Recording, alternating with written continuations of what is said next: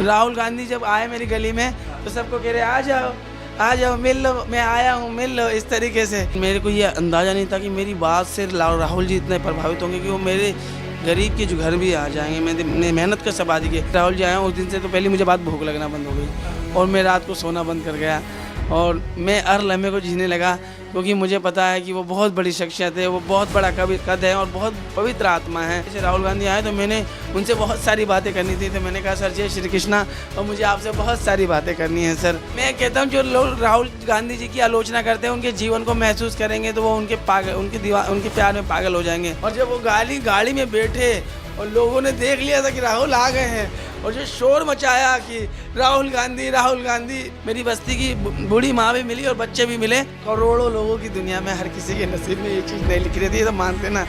तो ऊपर से एक चीज़ परमात्मा की तरफ से तय होती है, वो हमसे मिले और हमारे घर में मिले। मैं उनके घर में नहीं, वो मेरे घर में मिले। तो ये मैं जब 60 साल या 70 साल का बूढ़ी आत्मा और शरीर से झुक भी जाऊँगा तो मैं कहूँगा कि देश का प्रधानमंत्री मेरे साथ बैठे थे, मेरे घर आए थे। देश का प्रधानमंत्री को हमने जो पिलाया खिलाया, उन्होंने बेहिचक खाया। और यह स्लम एरिया है, सब समझ रहे हैं, कोई गरीबों की बस्ती में आए हैं और उन्होंने महसूस किया है क्या चल रहा है यहाँ। राहुल इस देश की बड़ी आबादी के लीडर हैं, श्रमिक मजदूर गरीब के लीडर हैं। वो अंदर आए, उन्होंने मेरा नाम पूछा और बोला बताओ मुमताज मैं। वो मेरे यहाँ आए थे, मैंने जब उनसे पूछा, मुझे मालूम है ये वो शख्स है जिसने सारी दुनिया का छल कपट और इस सरकार ने और इसके समर्थकों ने और इस देश के सबसे बड़े संगठन ने उनको इस बात की सज़ा दी कि वो गांधी परिवार में जन्मे। उन्हें इस बात की सज़ा दी कि उनके परिवार ने इस देश के लिए शहादत दी। उन्हें इस बात के लिए प्रताड़ना झेलनी पड़ी कि वो सोनिया और राजीव के बेटे हैं। उन्हें इस बात के लिए प्रताड़ित किया गया कि वो प्रियंका के भाई हैं। उन पे जितना उन्हें प्रताड़ित किया गया, मैं उनकी तारीफ में कसीदे नहीं पढ़ रहा, मेरी कुछ बात सुन लीजिए, पूरी बात सुन लीजिए आप। जब उन्हें इतना प्रताड़ित किया गया कि पत्थर का भी सीना पिघल जाए, वो बह जाता पानी में, लेकिन वो इंसान होने के बाद भी अपने हौसले को बनाए रखा। और इस हौसले को मतलब उन्होंने हर अपमान का हर विष पिया और किसी से उसकी निंदा भी नहीं करी कि मेरे को ऐसा क्यों कह रहे हो। लेकिन वो एक पढ़े लिखे काबिल और समझदार व्यक्ति है। जब रात को 2 बजे निर्धन व्यक्ति के पास जाते हैं एम्स और पूछते हैं कि क्या पीड़ा है, तो वो महसूस करने की कोशिश करते हैं देश की बड़ी बहुसंख्यक आबादी जो गरीब है, धर्म जाति के हिसाब से नहीं, आर्थिक तौर पे जो सबसे पिछड़े हैं, उनकी जो इस देश की सबसे बड़ी हिस्सेदारी है, उनकी जीवन को जब वो महसूस करने के लिए ऑटो ड्राइवर से बात करते हैं, टैक्सी ड्राइवर से बात करते हैं, राजमिस्त्री बेलदारों से बात करते हैं और डेली वर्कर से बात करते हैं, मोची से कूली से बात करते हैं। और जब वो लगातार इन चीज़ों से बात करते हैं तो मैं मेहनत कर आबादी से आता हूँ और मैं अक्सर मजदूरों की बात करता हूँ, उनके बेहतर जीवन की बात करता हूँ। तो जब मुझे राहुल जी मिले तो मैंने उनसे कहा कि हम आपसे उम्मीद करते हैं सर कि पूरे देश में अलग अलग न्यूनतम मजदूरी है।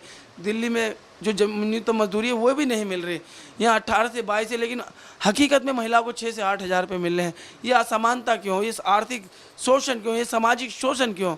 मजदूरों का हक नहीं मरना चाहिए। आप जब सरकार में आए तो मतलब उन्हें लाभार्थी ना बना के उनकी मेहनत का हक उन्हें मिले, इस तरीके की व्यवस्था बनाइएगा कि वो कानून ज़मीन पे लागू हों। लेकिन मैं अभी आपसे ये सारी चीज़ें हम सब सुन रहे हैं, मैं आपसे समझना चाह रहा हूँ, जब वो आपसे मिलने आए तो कितना मन खुश था, कितना मतलब लगा कि अरे वाह मैं तो मिलना चाहता था और मेरे पास मिलने आ गए। फिर हमने वो आपकी वीडियोस देखी कि आपने उनसे जय श्री कृष्ण का बड़ा वायरल हो रहा है, तो थोड़ा विस्तार से बताओ, कैसे घर के पास आए, कैसे दरवाजे पे खड़े थे, क्या कुछ हुआ बताइए।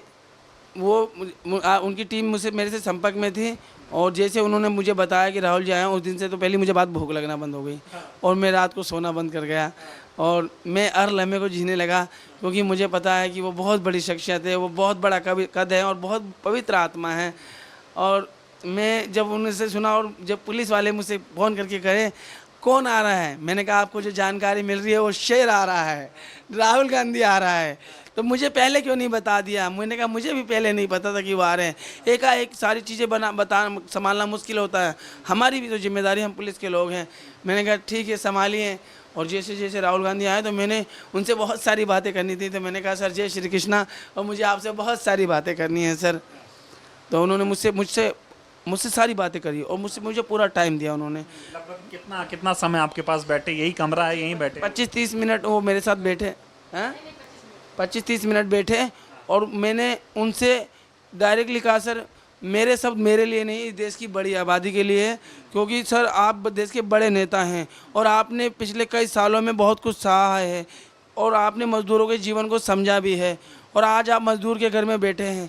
तो इस देश के मज़दूरों की तरफ से मैं आपसे ये बात कहता हूँ कि जब आप सरकार में आएँ, आपका आना तो तय है क्योंकि विपक्ष के आप सबसे बड़े नेता हैं, तो जब आप सरकार में आएँ तो देश की सबसे बड़ी आबादी जो गांव खेत खलिहानों में, बगीचे बागवानों में, सड़कों पे, फैक्ट्री और कारखानों में जो मज़दूर है आज संगठित क्षेत्रों में, उनके लिए एक बेहतर विज़न लाइएगा और उनको न्यूनतम मजदूरी, सामान्य न्यूनतम मजदूरी मिले, पूरे देश में एक न्यूनतम मजदूरी हो जिनसे कि उनके बेहतर शिक्षा और स्वास्थ्य को कर सकें। 11 प्रियंका जी से मिलेंगे जब उनकी तरफ से ऑर्डर आ जाएगा, उन्होंने बहुत कुछ सहा है, जीवन उनके लिए है जब जहाँ। अरे उनके बताओ आप क्या, जैसे आपको याद होगा कि जैसे उनको जो है बर्खास्त कर दिया गया लोकसभा से और जंतर मंतर पे अनिश्चितकाल की कॉल थी, किस तरीके से मैं निडरता के साथ हमें वहाँ पे खड़ा था और वो मैं ही वायरल हुआ था जंतर मंतर से DS4 न्यूज़ पे। और इतना तेज बोलते थे पुलिस वालों को लगता था कोई लड़ाई कर रहा है, लेकिन एक आदमी अपनी बात रख रहा है। मैं इतनी तेज बोलता था कि पुलिस वालों को लगता था, और कई दफ़ा पुलिस वाले जो अधिकारी थे कि भैया तू बाहर ज़्यादा दिन तेरे, मुझे लगता नहीं तू बाहर रहेगा मुझसे पुलिस के सिपाही मजाक करते थे, मुझे पता है तू ज़्यादा दिन बाहर रहेगा नहीं।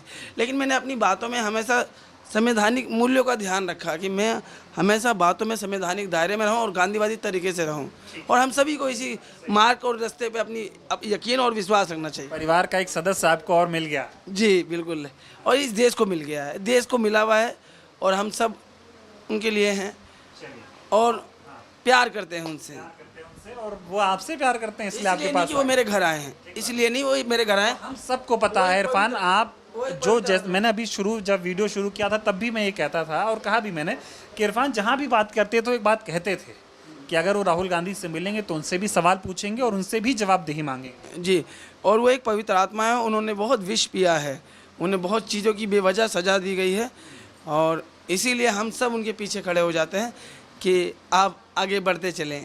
चलिए, बहुत बहुत धन्यवाद। तो ये इरफान थे, किसी परिचय के मोहताज नहीं है, बहुत संघर्ष कर रहे हैं और संघर्ष इस कदर रंग लाया कि जहाँ पर गली मोहल्ले के लोग भी बोलते रहे होंगे ना कि यार कहाँ जा रहे हो प्रदर्शन करने, तुम ही देश बदल पाओगे, अब तुम ही भगत सिंह बनोगे, तुम ही गांधी बनोगे।